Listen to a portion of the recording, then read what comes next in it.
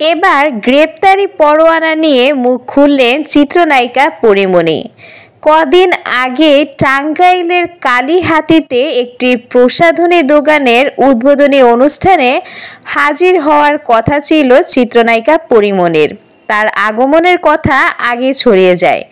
এরপরই শুরু হয় নানা বিতর্ক, বিপরীতমুখী অবস্থান নেন একাংশ মানুষ, আর এক পর্যায়ে সেই অনুষ্ঠানে যাওয়া বন্ধ হয় এ নায়িকার।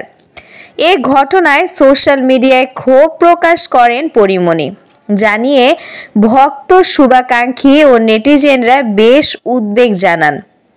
তারা এ ধরনের মন্তব্য করতে থাকেন।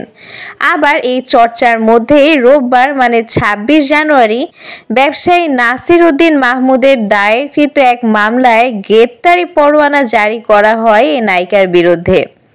পরীমনিকে শোরুম উদ্বোধনী অনুষ্ঠানে যেতে বাধা এবং পরদিন তার বিরুদ্ধে গ্রেপ্তারি পরোয়ানা জারি নিয়ে ইতোমধ্যে শোরগোল শুরু হয়েছে সোশ্যাল মিডিয়া সহ বিভিন্ন মাধ্যমে। এ নিয়ে ভক্ত, শুভাকাঙ্ক্ষী ও নেটিজেন ছাড়াও ইন্ডাস্ট্রির অনেকে কথা বলেছেন।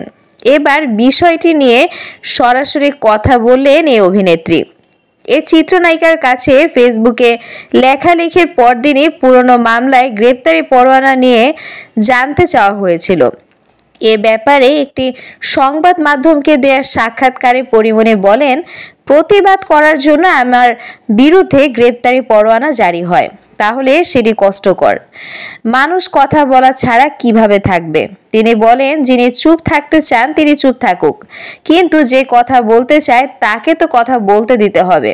তবে বিষয়টি যেহেতু আদালতের আবার আইন প্রক্রিয়া, তাই আমিও আইন প্রক্রিয়াতেই চলব। আরেকটি আমার আইনজীবী দেখভাল করছে।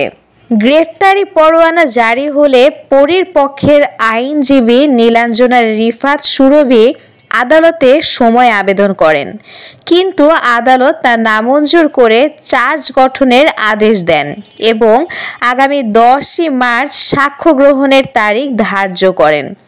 পরীর বিরুদ্ধে অভিযোগ, অভিনেত্রী ও তার সহযোগী ফাতেমাতুজ জান্নাত বনি ও জুনায়েদ বগদদি জিমি ওরফে জিম অ্যালকোহল সেবনে অভ্যস্ত। তারা সুযোগ বুঝে বিভিন্ন নামি দামি ক্লাবে ঢুকে অ্যালকোহল পান করেন এবং পার্সেল নিয়ে মূল্য পরিশোধ করেন না। মূল্য দাবি করলে পরীমনি তার পরিচিত পুলিশ কর্মকর্তাদের নিয়ে মিথ্যা মামলার হয়রানির ভয় দেখান। পরীর বিরুদ্ধে করা মামলায় উল্লেখ করা হয় 2021 সালের 9 জুন রাত 12টার পর পরী তার সহযোগীদের নিয়ে বোট ক্লাবে ঢোকেন। ওই সময় বোট ক্লাবের সভাপতি ব্যবসায়ী নাসির ও তার সহযোগী শাহ সাইদুল আলম ক্লাব ত্যাগ করেছিলেন। ওই সময় পরী উদ্দেশ্যমূলকভাবে নাসির